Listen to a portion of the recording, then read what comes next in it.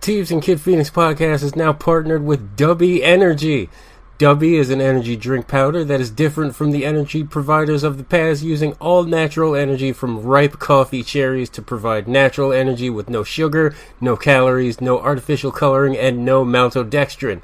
Each serving of Dubby contains about 2 cups of coffee worth of caffeine, but since Dubby's formula is sugar-free, you get energy and focus without those anxious, jittery, or wired feelings. Just mix 1 rounded scoop with 8 ounces of water and you're good to go. Unlike energy in a can, you have the ability to control how much goes in. Want to take it a little easier? Drop in a little less powder. You're in control.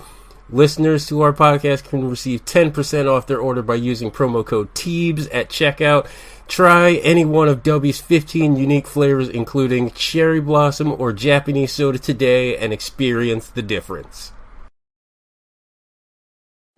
Oh, I feel for my brother. Feel for my brother. The street life used to be on. Straight up hustling till the break of dawn.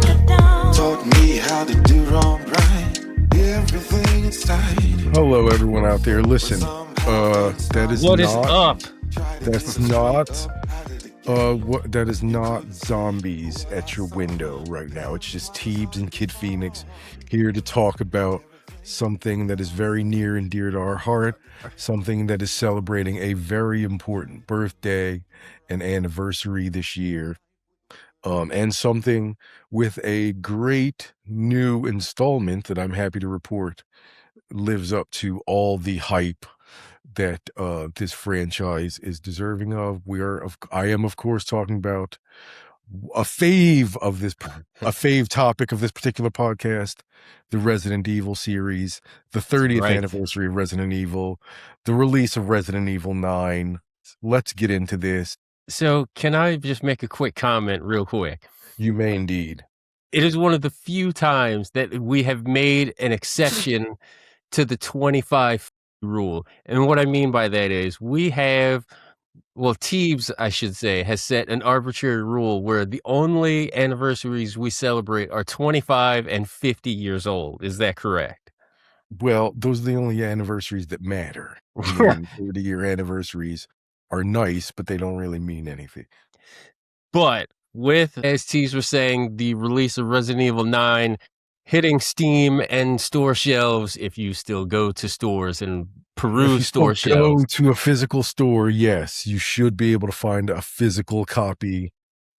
Shout out to physical media. Shout out to physical media. Teebs, you have purchased the game, have you not? I have indeed. Okay, let's start there. Let's start with your first impressions of Resident Evil 9. How does it compare to other installments? Let's just start there. Initially I was very worried because this is an installment that is trying to do a lot of different things. It's trying to present 2 different gaming styles, a more straight up horror approach and more of an action horror RE4 approach. And I have to say, the marriage of those 2 styles works far better than I had ever expected.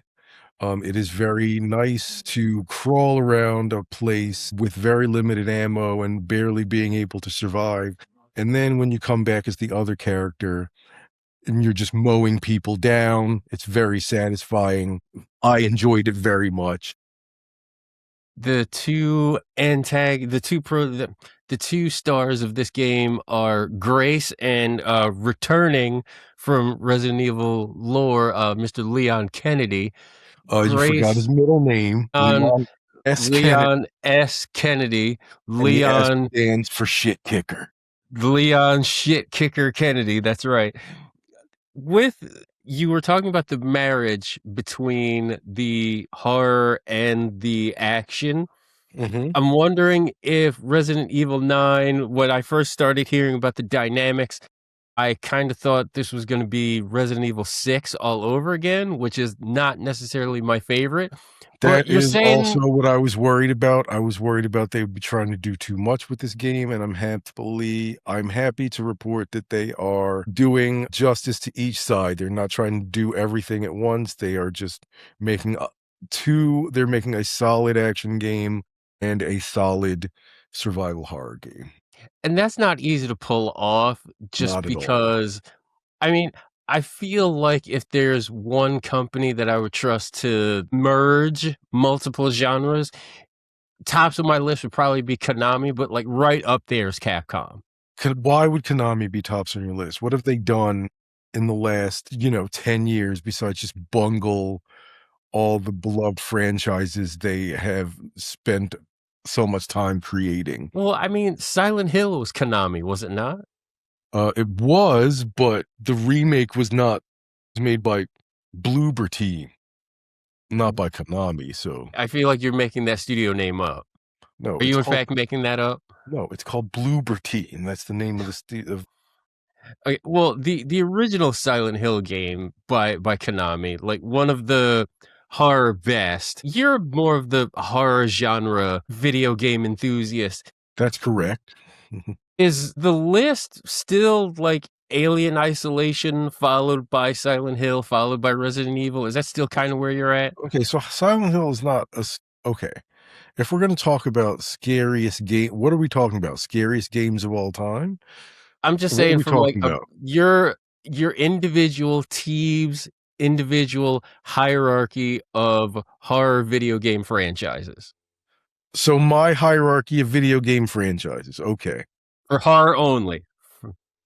Just for horror. We're not talking about horror action. We're not talking about I guess just since we're talking about Resident Evil 9 and how it is kind of a marriage between the action and the horror, sure, let's go action horror. then Resident Evil is the best action horror series. It's not even close. But as far as the scariest game, it's Alien Isolation. With a close second to Resident Evil 7. That is solid. There is one other franchise that I kind of want to bring up because Resident Evil 9 is in that. Go ahead. I feel like you know what I'm going to say. Hold on a second. So I feel like they're all okay. I feel like I should clarify because they're scary for different reasons. So Clarification. Resident Evil delivers a consistent cinematic experience. And that's what we're Accurate. talking about. But what Alien Isolation does is the most immersive game, like as far as like literally putting you in that world and saying, here's a giant 9-foot alien. You figure out what to do with this situation. With no weaponry of any kind. I mean, you get weaponry, but like it's not. But the goal is not to shoot your way out. The goal is to survive. Silent Hill is more of an ordeal. It's just like, hey, have you ever wanted to be in an environment where everything hates you? Like even just like the inanimate objects just hate you. That's Silent Hill. So Silent Hill is Hereditary, the video game. Right. And Dead Space is just a solid cinematic experience. I do have a question since we're talking about action horror. Compare Resident Evil franchise to, like, for example, The Last of Us, where there's only been 2 installments, and I see your hand is already on your head, but like The Last of Us is the one that I feel like people know the most just because of its run on PlayStation and of course because of the HBO show. Resident Evil never really got that shine because of what are you talking about? They made I'm just saying, hold on. 10 Resident Evil movies. Because of okay, but I'm glad you brought that up. Teebs, how many Resident Evil movies have you seen in your life on this planet? Exactly. I have seen all 8 Resident Evil movies, and I can say without a doubt there are only maybe 2 worth watching. Wow. And that's Resident Evil and Resident Evil Apocalypse. Those are the only 2 worth a damn. But and okay. I only watched Resident Evil Apocalypse because my favorite character of all time in any Resident Evil franchise is featured prominently in the movie, and that's Nemesis. But I digress. You and your love for Resident Evil 3. We need to talk about that here, but not right now. So why not? Let's do it right now. Let's do it right now because we're in on the franchise. We'll get back to the OG in a second, but your Resident Evil game was OG Resident Evil. That was the game that you first brought home on PlayStation. it's the reason why I bought a PlayStation. It's the reason why you bought a PlayStation. Okay. I will firmly get this on the record, and I will be completely honest with everybody. Teebs, you know this. I was kind of a wuss growing up when it came to Growing up. Okay. Walked right into that one. You really God did. damn it. Jesus. You really did. I walked right in there, and you, much like Nemesis, busted through the goddamn wall. I sure did. I was 19 years old when Nemesis came out. It came out the September of 99. That was my Resident Evil game. For whatever reason, I was starting to come out of my shell with the horror stuff. I was really starting to dip my toes in. I went through the entirety of the Nightmare on Elm Street franchise. I went through the entirety of the Friday the 13th, mostly for the first time, all in that year. So when Resident Evil 3 came out, I said, okay, maybe I'm ready to like hold the controller in my hand and immerse myself in this situation. I sparingly played Resident Evil, partly because I was afraid of it, but then the other part is that I could not peel the goddamn PlayStation controller out of your hand long enough to play it. Okay, first of all, I didn't play that much. Listen, it's fine. Listen, it's okay. You don't have to be ashamed. A great game is a great game, so you just want to complete it. We've all been there. Yeah. But that is my love for Resident Evil 3. That's where it comes from. The fact that is my Resident Evil game. You know how some people, Christopher Reeve is their Superman. For other people, Henry Cavill is their Superman. And then for what I hope to be like the next great generation of fandom, David Corenswet is most people's Superman. Your Resident Evil game is Resident Evil 1 -3. So when the remakes started coming out, I was just like, are they doing a 3 remake? Are they doing a 3? Yes, they're doing a 3 remake. Fucking A, my life is complete. But back to Resident Evil 9 quickly.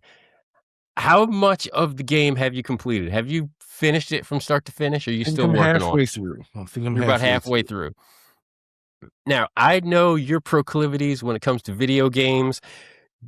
Do you enjoy the Grace dynamic, more of the like sneaking around, staying quiet, not making too much noise, or are you a fan of the Leon style, running and gunning? Listen, I think that they really work well together. It's like I said, it's really tense. The moments when you're playing as Grace and like you don't know how you're going to get out of it, and like you're dealing with you're dealing with a lot of situations, and you're having to sneak around, and you're having to be like doing all that stuff. And then right after that, to contrast that, you get to play as Leon, and you're like karate kicking zombies in the face, and you're just doing your thing. Like, it's great. It feels liberating. It's like it's a match that works out very well. And I have another question regarding, and this is plot based, right? So Resident Evil 7, Resident Evil Village, obviously 2 completely different settings. How have you enjoyed it going from the setting, the countryside of RE7 and RE Village, getting back into more like quote unquote civilized cities in Resident Evil 9? I don't know that the cities are civilized. All I can say is puzzles are back, you guys. Pardon me. We made it. Puzzles are back. That's what I'm talking about. Difficulty of the puzzles, are they so bad that it's time that we get on the old game FAQ and shout out the game FAQ. They're not that bad. They're not that bad. Okay. No. That's good to know at least. A lot of YouTube video searches on how to do puzzles. Has there been a lot? No, I only had to resort to the tube once. Oh, that's not bad. That's not bad. Yeah. For those of you that are not abreast of the plot of RE9, just real quick, FBI analyst Grace Ashcroft is investigating the mysterious deaths of Raccoon City survivors due to a late onset T virus infection. Fucking umbrella. She's assigned to the site at the Renwood Hotel. Her mom Alyssa was working there, and shit just kind of goes sideways from there. Leon shows up, Sherry Birkin shows up. It just goes downhill quick. I'll just put it that way. Sure. Did you have something else to add to that? Not particularly. I listen, I didn't want to spoil too much. You know, there are people that haven't paid $70 for the game just yet. Okay. I did have one final question regarding RE9. Is this so you bought it the Friday it came out? Mm-hmm. Was this always a day one purchase for you? I was wanting to wait for the reviews just because I wanted to see if the switching thing was going to work, and it did. So then once the reviews came out and they looked positive, then it became a day one purchase. Yes. If there are, listen, I don't want to spoil too much plot. But I don't want to say that we've jumped the shark with Resident Evil, but is this something that like you could see like a 10 coming or like into the future? Do you feel like Capcom might be done, or are they just going to try to milk this for everything? I feel like this is closing the entire Raccoon City chapter, this game. I agree. So I think if there is going to be a Resident Evil 10, it's probably going to have to be something completely different, starting with another beginning point. Because honestly, after this, I think I'm done with the whole Raccoon City situation. Yeah, I was wondering if that was starting to wane a little bit, especially when you go from 7 and 8, which has very little references to Raccoon City, and then with RE9 you're kind of thrown right back in. So it's nice that it's not too much right now, and you're just Right. like, all right, if this is the last chapter, then awesome, then we can close this book and then we can open up a new one. My final question actually is, what was your reaction when you saw the title of RE9? Because you have kind of a tumultuous relationship with the word Requiem. No, I have a tumultuous relationship with a particular film that is called Requiem. Requiem for a Dream. Yeah, I know. No, It's that not. one too, but that is not the one that I was speaking of. We know what you're speaking of. It's fine. We don't need to do that. Just now, in the next part of the discussion here, so as we've been talking about Resident Evil 9, Teebs and I were thinking about our top 10 moments in Resident Evil history, but then we figured, you know what? It's Resident Evil 9. Maybe we should do a top 9. And Yes. that made a lot of sense to me, and it was actually pretty funny. So we'll go with the 9. We're good with the 9. Let's do the 9. So we have a list that we've collaborated on, and it has been agreed on by both of us, and it took a lot less time than I anticipated for us to collaborate and agree on 9 things. So here we go.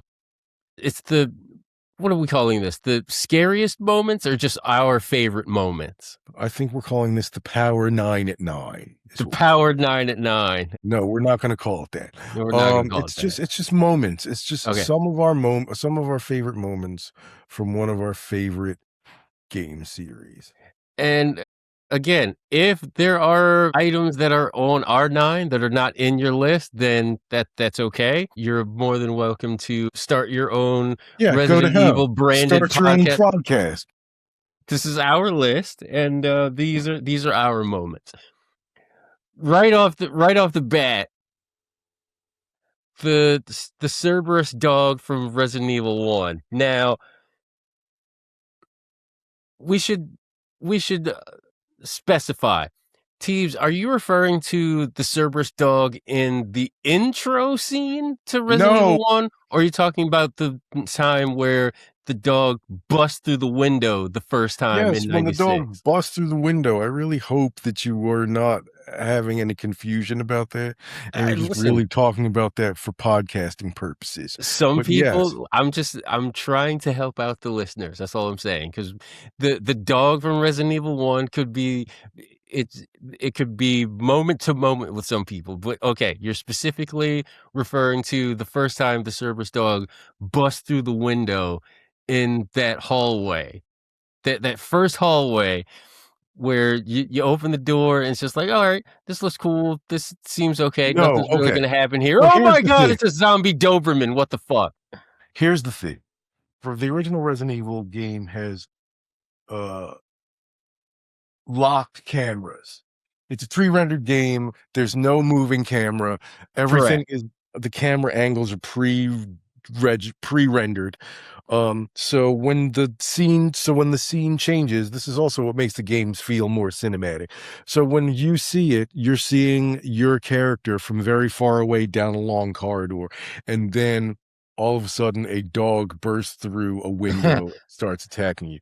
Very cinematic moment. It was the first moment where I felt that a video game did something for me that a movie did.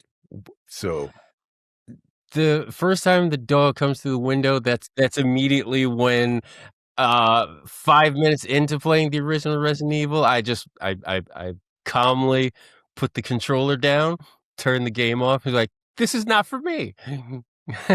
16 years old. Listen, I was a wuss. What can I say, you guys?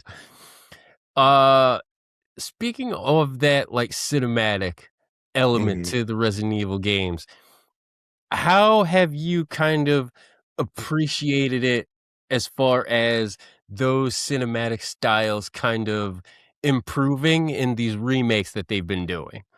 So the remakes, I wouldn't say that the remakes are more cinematic. I think that the remakes understand the Resident Evil formula better, so they are better Resident Evil, they're better video games than the Okay. originals. But I think for my money, the originals are still better cinematic experiences, if that makes sense.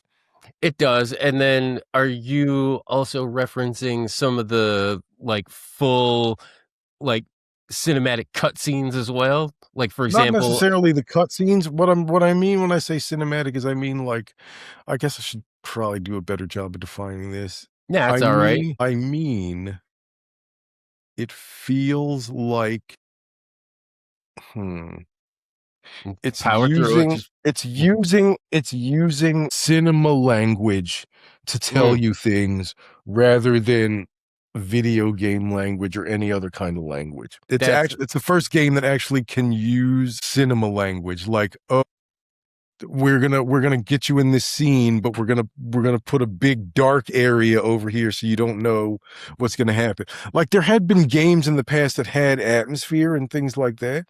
Like Super Metroid comes immediately to mind as a yes. game that had a great atmosphere, but the atmosphere from that game is caused by just making you feel isolated, by making everything feel far, like really far away, and like making things not so populated for a while, and then having a bunch of things in there, like especially the ghost ship Yeah. in Super Metroid. Like, yeah, it's really creepy because it takes you a long time for anything to happen, and like, but it's kind of operating on cinema language, but not like Resident Evil 1. We got to move on to some other moments. Okay. I would like to drive the car on this next one because Okay. I have a personal hatred for this next thing. This is also Resident Evil 1, and there's a particular brand of enemy that I detest like no other. Mhm. It's the I think everything's cool, everything's fine. I'm on my way back from I think that was the guardhouse, I think that was. Yeah. You're you finished off the plant, going back to the house. I got this new key. I'm ready to go. I open the door. I close the door. Oh shit, cinematic cutscene. what is this gorilla looking thing with like a 7-inch fucking blade on his hand like a velociraptor? And okay, fire my shotgun, doesn't do anything, and then one jumping swipe, oh, I'm dead. What the fuck? That's right. I'm talking about the Right. hunters from Resident Evil 1. But let me just start by saying fuck those guys, and to They're hell good with you, guys, and and to hell they're with you, fine guys. Capcom, for putting that in a video game. They're fine guys. They are not. They are not. I'm putting all hunters down with nothing but buckshot and like grenade launchers. Like I'm not messing around with them freaking things anymore. So it's I great. absolutely hate the hunters.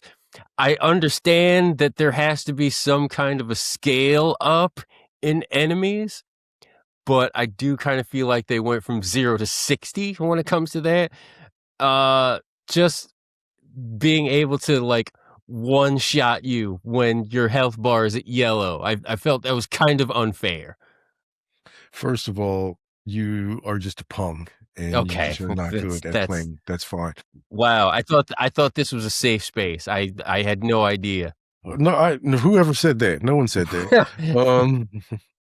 Second, the way the hunters come out is so great because they just, you're just minding your business. You come back from the guardhouse, you come Minding my back in. own fucking business. You hear the door open. It's like, oh, that must be the DoorDash that I ordered.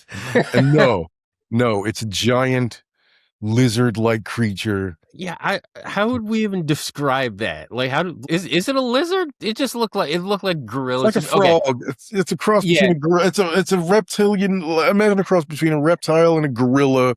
That's with right. It had super sharp scales. claws. That's right. It had scales. That's right. Terrifying. Really, like, raise the stakes and let you know. Oh, okay, we're here now, and it's All a right, great now moment. now we got to get down to business. Okay, I I am very much fuck hunters, but I do appreciate the ingenuity of the particular enemy. The danger scaling up, I hear what you're saying about that. You can't just be like one-shotting like grunt zombies, similar to I guess the Crimson Heads in the remake. Like you got to do something to scale up the difficulty a little bit. So I guess I should appreciate it from that much. A lot of PTSD and stress from those encounters. I just can't do it. Mm. I have to say fuck those guys and like that's it. All right. So what's the next thing? Teebs, this one is more near and dear to you specifically, and I do need to apologize because this one on this list, I had to be sternly corrected when it was mentioned to me that this particular character shows up in both the original and the 2 make. Give him his flowers, Teebs. Go ahead. So when Mr. X in Resident Evil 2 comes busting through the door, the wall, not even the door, the freaking wall. He Kool-Aid mans. He Kool-Aid mans it through the wall. And you just realize, oh, this is a different level that we're dealing with now of enemies, because in the Resident Evil games, most enemies cannot go through doors, go through walls. He's kind of got like this stalkery behavior where he can chase you around and like do a bunch of things. So really, really, really frightening. But yeah, just seeing this giant guy busting like through the wall. Tall. It's like 8 feet tall. He's like you think he's you're like fine. zombie. He's like zombie Wimby. You think he's fine. You think you're fine, and then he comes. I'm realizing a lot of this weird list has people busting into things. I don't know what that has to do about it, but. So originally when I wanted to talk about Mr. X, I kind of wanted to nominate like a whole like dynamic, and that's the stalker dynamic. But in talking with you, like you seem to you're explaining that it's not necessarily the same. Like the Mr. X stalker dynamic is different from the Nemesis stalker dynamic, which is different from the stalker dynamic inside Castle Dimitrescu in Resident Evil 8. So there's 4 of these, and like, no, the dynamic is not that much different. It's just Nemesis is very specific. Jack Baker is very specific. and Lady Dimitrescu is very specific. Wait, Mr. X has a name? What? No, Mr. X. No, Jack Baker's from Resident Evil 7. Oh, Jack Baker. I'm sorry. Mr. X. Sorry, I haven't played 7 in a while, so.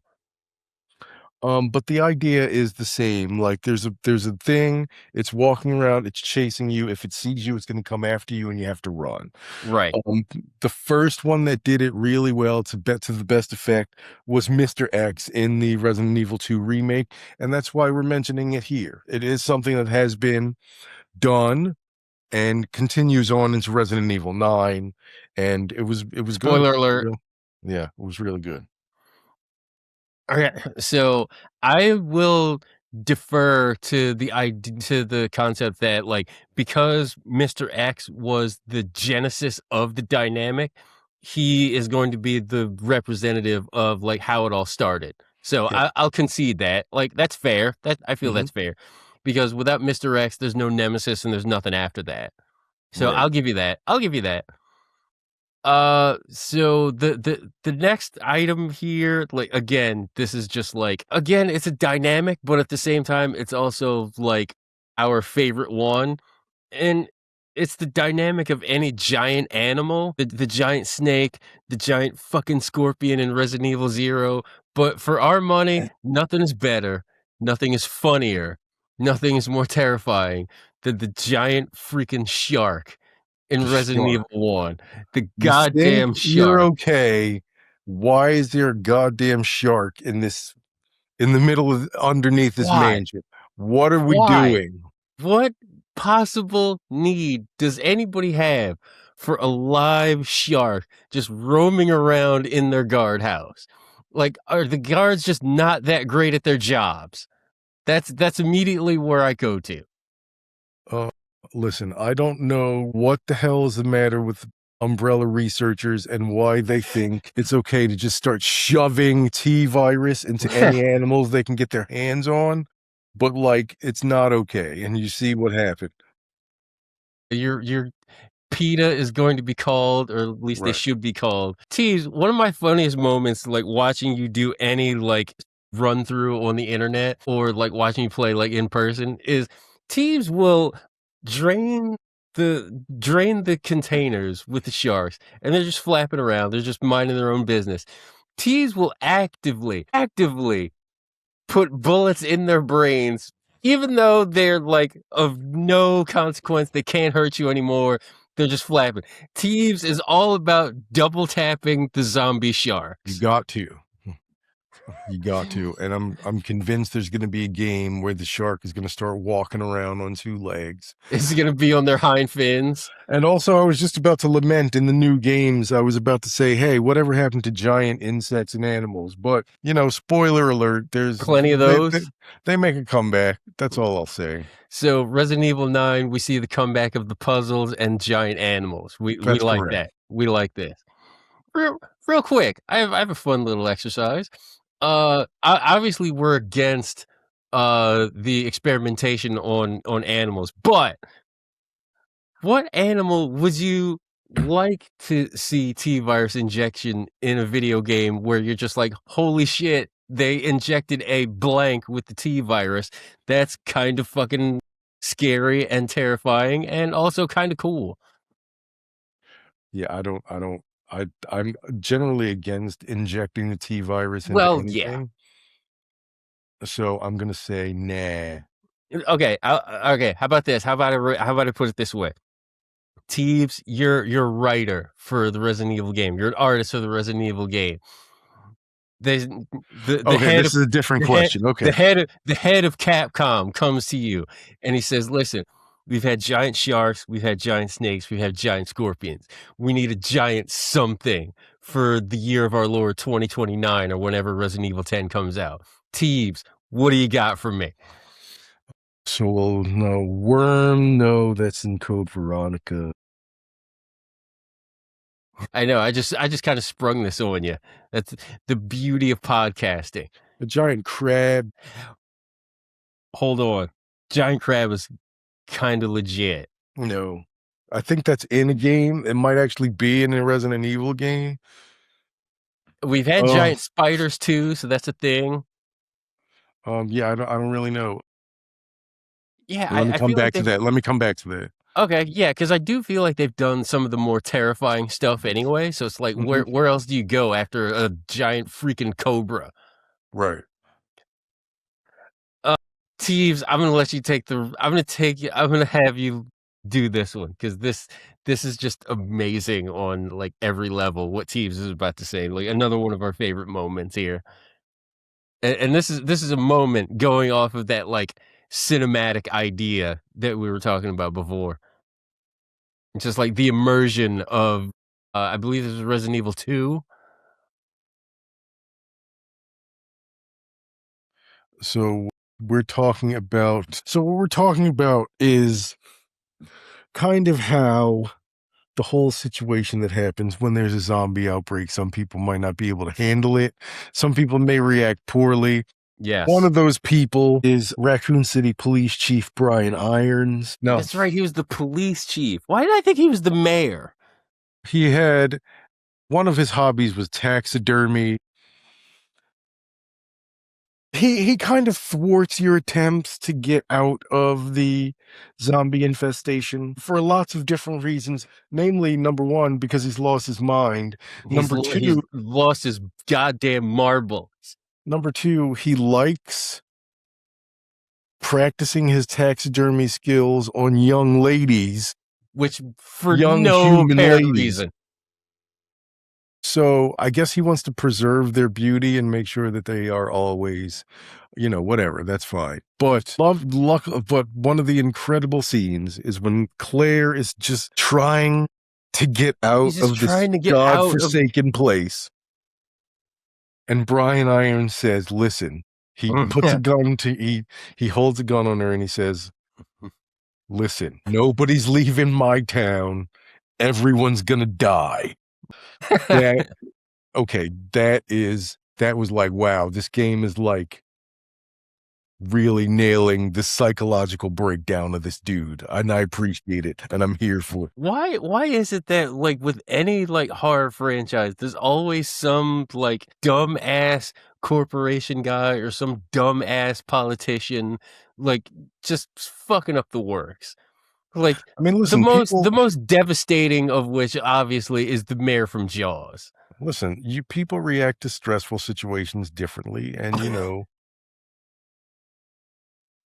Listen, nobody's a bigger asshole than Carter Burke. I'm sure we've established that. But I don't want to say Brian Irons is up there, but if it was like a real like movie, like I feel like Brian Irons would be up there. yeah, he would be up there. Moving on. This next thing I'm not 100% familiar with. So the next item is from Resident Evil 4. That's one that I've played like off and on. So there's this particular one I'm gonna let Teebs drive the train and let him steer it however he wants. So Resident Evil 4 is not a game that has a lot of scares. It doesn't have a lot of there's a lot of situations. There's a lot of tense situations. There's a lot of pressure. There's a lot of stress, but there's not like scary things like, things busting through walls or things coming at you, except for one moment. And when we're dealing with the monsters called the Regenerators, Man, who are these monsters that, well, as their name would imply, they can regenerate. So if you shoot them, they are just going to heal up those wounds super quickly. So the only way to really kill them is to use a rifle with a thermal scope, find where the outrageous. find the individual parasites within their bodies and shoot the parasites out of their bodies. And Just outrageous dynamic. Just outrageous.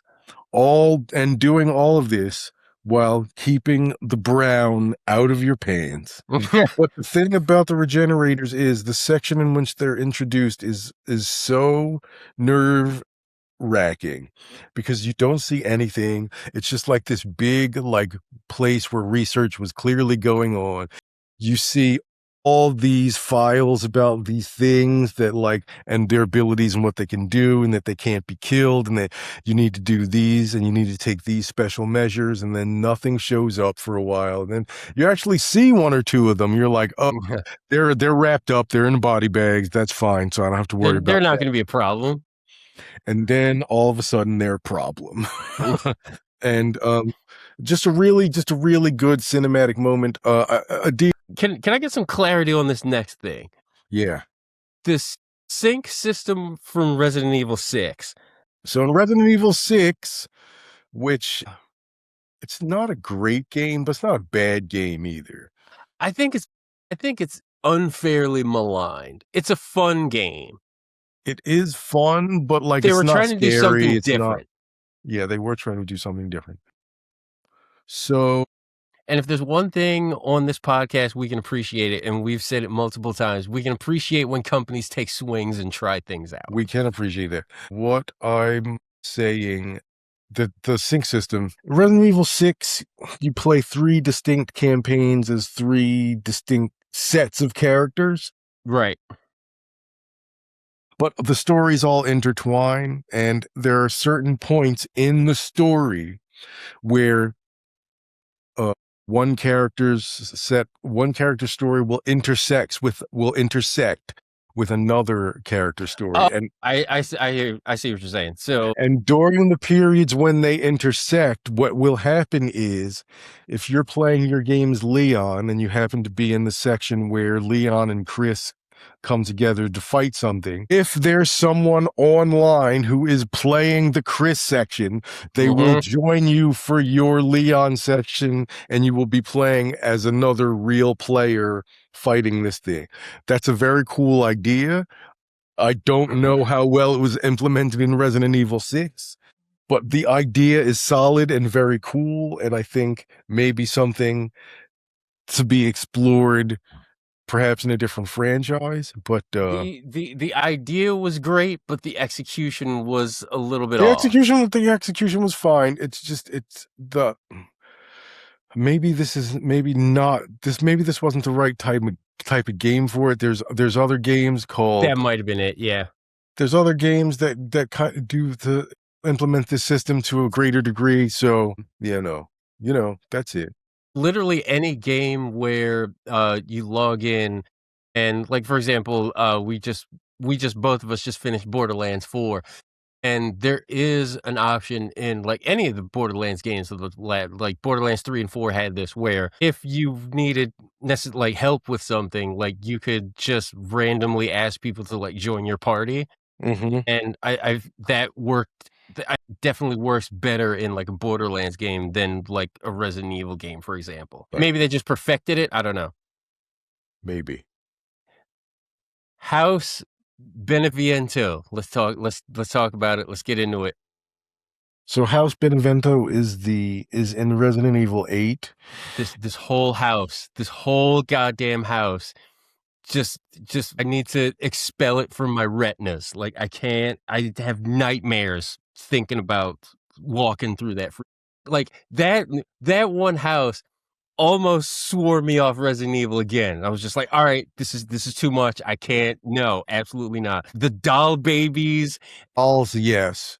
But here's the thing. Resident Evil 8 is trying to do a lot of different things and trying to operate on a lot of different levels. And the thing about House B is, and like doing so the Lady D, the lady executing most of it.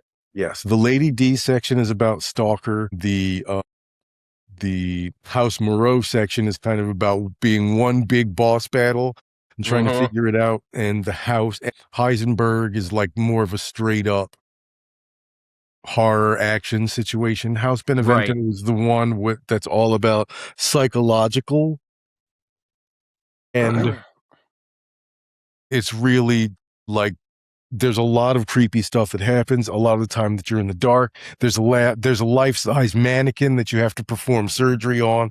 There's just a lot of creepy stuff.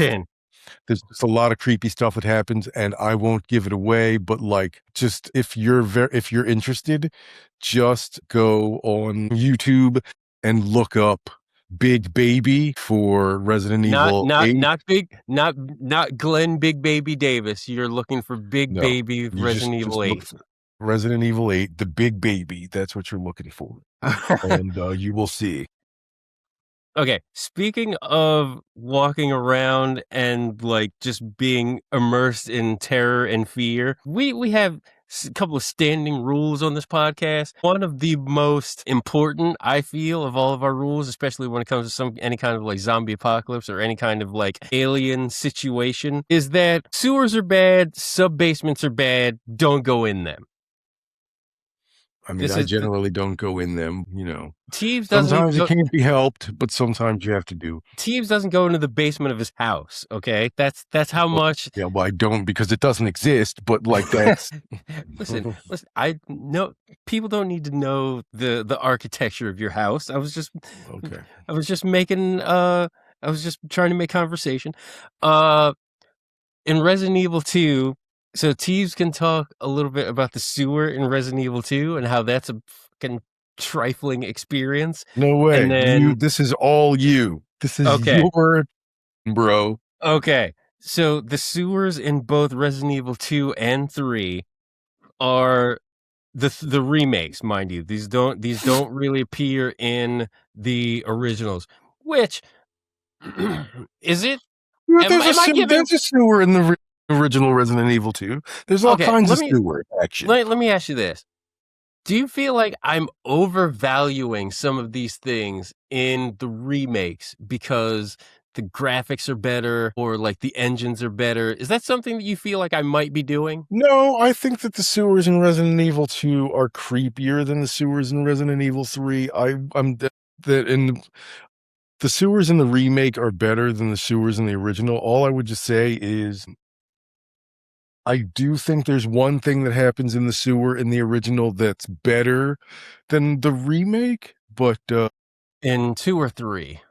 2. I'm convinced that listen, I know that you've explained to me that there is a sewer section in Resident Evil 3, but I don't for the life of me remember it. So so real quick, when you're going into the subway station in the 3 remake, after you have dodged Nemesis for the like 1000th time in the first like half hour of the game. You told me, and like I vaguely remember it, but like I don't think it made that much of an impression on me. So maybe, but I guess when I read the piece about the Hunter Gammas, which again, Hunter anything, fuck those guys. That's kind of where it went for me. And then when I saw what the Hunter Gamma was, I was just like, okay, all right, we're doing Would you like this. to explain for the people what a Hunter Gamma is? So a Hunter Gamma is a giant, maybe like 9 foot tall, 7 foot wide frog-like thing with no eyes and a giant mouth and can swallow you whole, and you can only destroy it when it opens its mouth as it's trying to swallow you whole. It's a giant pain in the ass to try to beat if you have nothing but a pistol. Let me just put that out there right now. I would not recommend it. I would recommend at least buckshot. That's just me. If you have the if you have the grenade launcher, even better. But I digress. Like sewers in the Resident Evil 2 and 3, especially in 2, because like you have the imagery, you're walking around the sewer, there's garbage bags everywhere, there's like flies and everything else like floating around. You're just like, oh my God, this is like absolutely the scariest, most disgusting position I can be in right now. And like that immersion was just outstanding. Well, Resident Evil 2 sewers are definitely gross, and I need a shower after I played that section, but yes, very, very, very gross indeed. Let's close it out with this. So they have done Resident Evil remakes for how many of the original franchises? So they've done 1, 2, 3, and 4 have remakes. Okay, Resident Evil 5. Is that something that needs a remake or not I don't really? think so. I think I would rather see Code Veronica first before I Resident Evil. think I would love to see a Code Veronica remake as well. I think that Code Veronica is not as appreciated as it should be. It I don't is think it is as popular, but I think it is a solid game, and I think they have a lot of opportunities to do some really cool things with. I wonder if it's not so popular because it was like Dreamcast when it first came out, correct? Maybe, but it, just hit at a weird time, I think, is the And this problem. right, and in remake culture that we're in, like, this almost seems like the perfect time to bring that back and just be like, "Alright, Right. this is what we wanted Code Veronica to be." Right. Last thing, and I'll ask you this. This is connected to the movies, and I have to say, Capcom, you kind of fumbled the ball a little bit here because Teebs, we missed out on a George Romero written, directed Resident Evil movie that was a shot-for-shot re-representation of the video game. This is a thing that almost happened, and Capcom, in their infinite wisdom and Constantine Films, were like, no, we don't want to go with horror. We want to go with more of an action-style thriller kind of deal. Well, So you what can't we got with Mila Jovovich and Michelle Rodriguez, that was Constantine Films saying, we don't want the straight-up horror George Romero style. uh, well, I don't know. I'm not f I think I read Romero's script once, and I don't know that it would have, in fact, been a shot-for-shot remake of Resident Evil 2. Might have been, but, like, I just feel like we missed out on something. yeah, maybe. I think we missed out on something, but, you know what? Maybe the script will resurface, and we can always just read it, and, and So, happy anniversary, Resident Evil. Enjoy Resident Evil 9 if you haven't, if you have played it. If you haven't played it, it gets a solid recommendation from Teebs and Kidphoenix.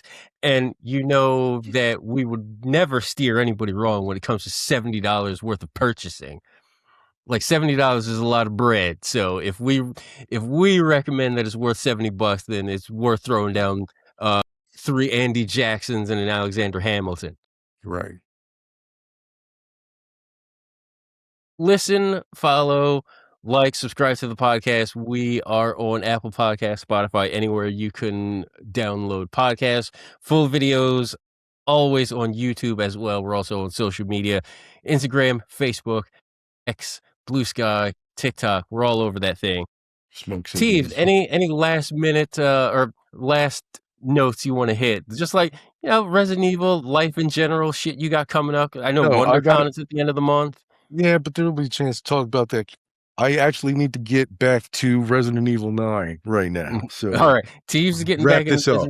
Teebs getting back into Resident Evil 9. I am going to brave myself, and like I have brown pants around here somewhere, so I'll probably boot it up as well. But until next week, we're gonna get out of here. Enjoy your week and whatever you're playing these days. It could be Resident Evil, whatever it is. Enjoy it. We're out of here. And weeks turn to years. Oh, I feel for my brother. And